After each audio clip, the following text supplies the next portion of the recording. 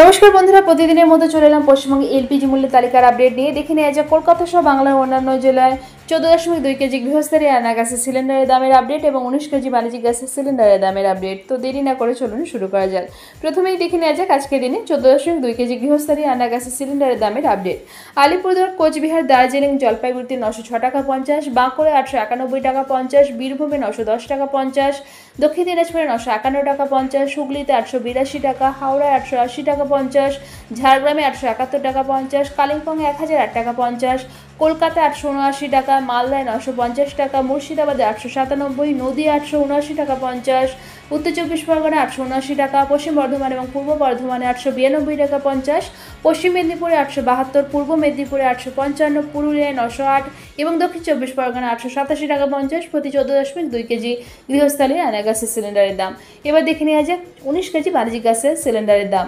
আলিপুরদুয়ারে 2092 টাকা 50, বাঁকুড়া 1869 টাকা, বীরভূমে 1906 টাকা 50, কোচবিহারে 2090 টাকা 50, দক্ষিণ দিনাজপুরে 2018 টাকা 50,